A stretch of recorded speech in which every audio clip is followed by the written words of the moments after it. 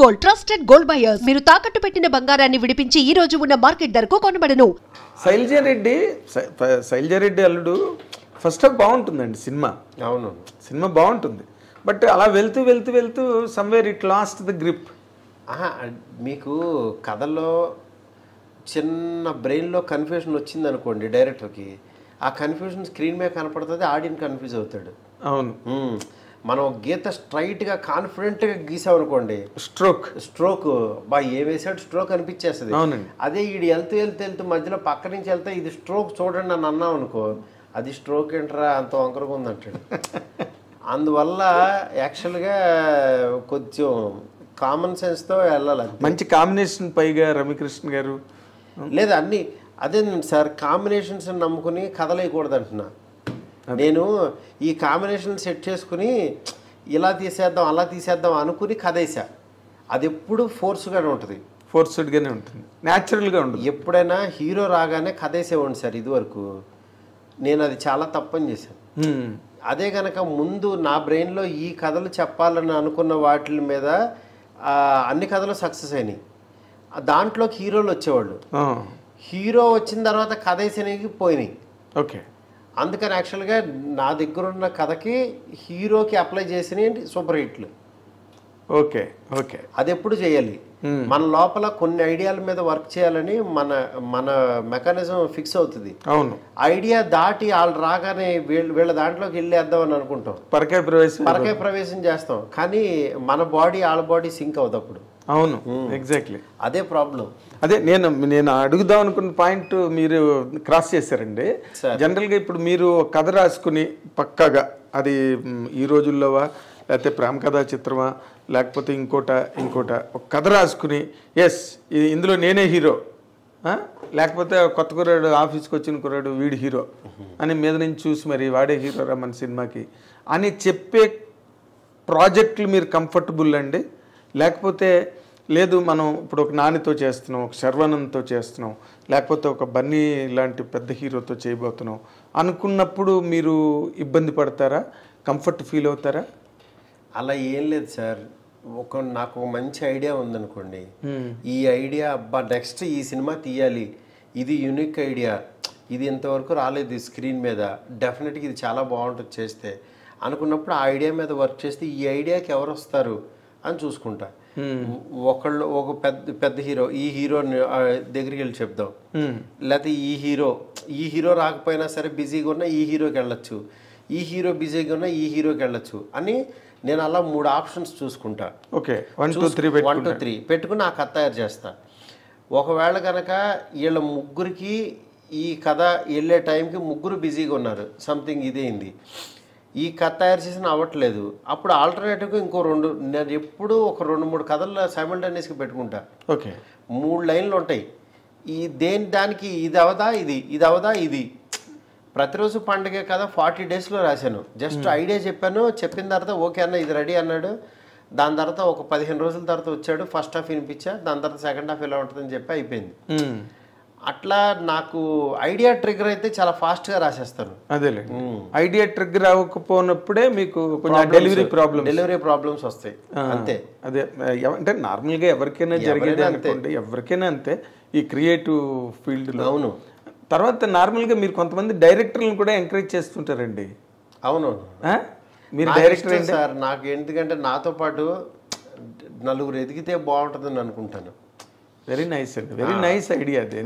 ఎందుకంటే దాంట్లో ఈ ప్రాబ్లం ఏంటంటే కొంతమంది నార్మల్ వాళ్ళకు కూడా అలా చేసేసాను, బట్ దానివల్ల కొంచెం ఫెయిల్యూర్ అవుతాయి. ఫెయిల్యూర్ సక్సెస్ పక్కన పెడితే ఆ రోజు ఒక 100 మందికి అవకాశం ఇచ్చాం, ఒక యూనిట్ అంతా ఇదయ్యారు అనేది, అందుకనే పక్క నుంచి ప్రొడక్షన్ డెవలప్ చేసాం.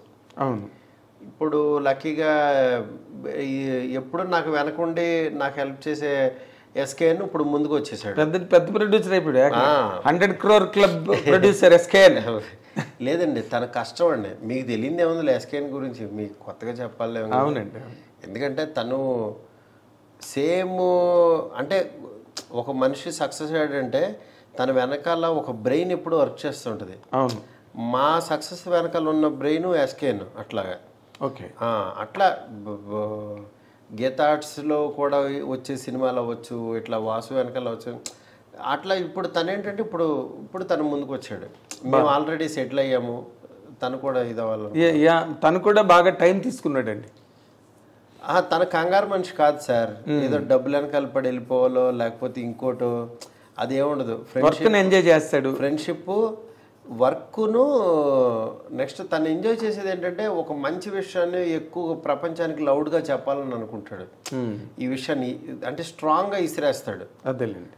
సేమ్ తను శ్రేయసీను అవ్వచ్చు, కాన్సెప్ట్స్ వీళ్ళందరూ యాక్చువల్గా ఏంటంటే చాలా గ్రౌండ్ నుంచి వచ్చిన వాళ్ళు కదా. అవునండి, అవును, చాలా గ్రౌండ్ లెవెల్ నుంచి వచ్చిన వాళ్ళు. అవునండి, 100%. అందుకే వాళ్ళు అంత స్ట్రాంగ్గా ఫౌండేషన్ స్ట్రాంగ్ పీపుల్ వాళ్ళు. అవును, మీరు అన్న లక్ష్మి మన శ్రేయస్ శ్రీనివాస్ గారు.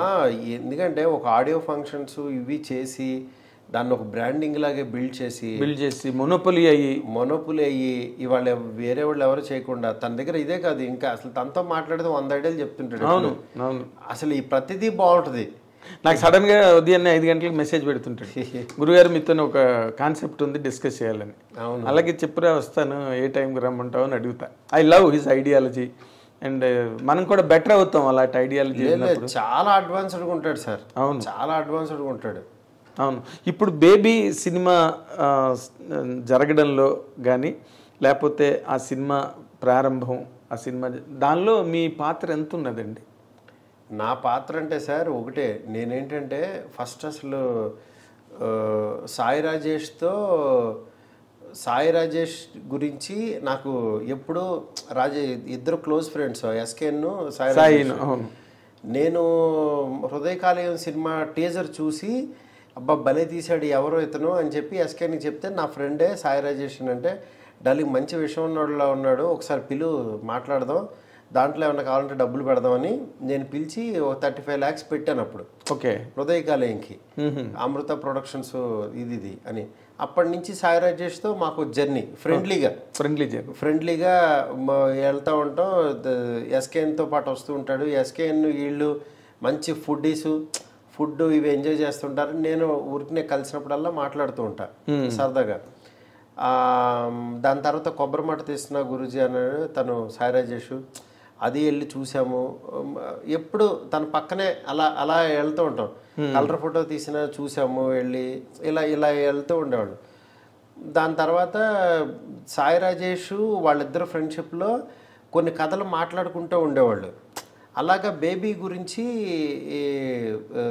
ఇది మన ట్యాక్సీ వాళ్ళ చేసిన తర్వాత SKN baby point Sai Rajesh ఏదో చెప్తే నా సెకండ్ సినిమా ఇదని తను వచ్చి నాకు చెప్పాడు అనమాట.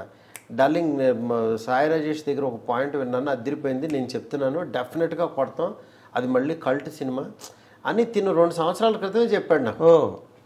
చాలా చాలా నమ్మేవాడు. నేను అప్పటికి ఇంకా కథ కూడా వినలేదు. దాని తర్వాత ఒకరోజు సాయి రాజేష్ ఫస్ట్ హాఫ్ చెప్తా అన్నాడు, ఒకసారి అన్నాడు.